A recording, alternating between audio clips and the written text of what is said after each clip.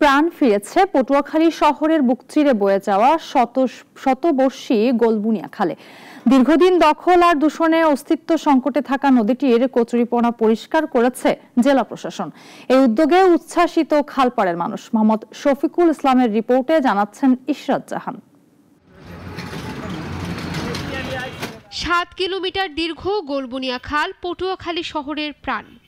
এক সময় এই খালে মাঝি মাল্লারা গাইত জারি সারি গান, আর সাথে থাকতো নৌকার ছলাৎ ছলাৎ শব্দ।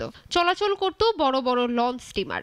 মাছ শিকার করে শত শত মানুষের জীবন জীবিকা সংগ্রহ হতো এই খাল থেকে। কালের গ্রাসে দখল দূষণে মৃতপ্রায় গোলবুনিয়া খাল। অবহেলায় পড়ে থাকা খালের নাব্যতা ফিরিয়ে আনতে এবার উদ্যোগী হয়েছে জেলা প্রশাসন। শুরু করেছে নদীটির কচুরিপানা পরিষ্কারের কর্মসূচি। নদীর প্রাণচাঞ্চল্য ফেরানোর এই আয়োজনে খুশি স্থানীয়রা। দীর্ঘদিন ধরে অপরাধীন হয়ে রয়েছে আমরা পাবলিক, অনেক ভুক্তভোগী। এই কাজের উদ্যোগে আমরা গ্রামবাসী খুব খুশি।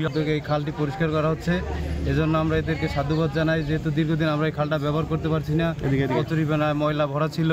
এই খালটা কচুরিপানায় অনেকদিন ধরে জলবদ্ধ বন্ধ হয়ে গেছে। এই জলবন্ধ বন্ধ হওয়ার কারণে এলাকাবাসীর অনেক ভোগান্তি হইতেছে। এই উদ্যোগের মাধ্যমে খালটি আবারও প্রবাহমান ও ব্যবহারযোগ্য হবে বলে আশা আয়োজকদের।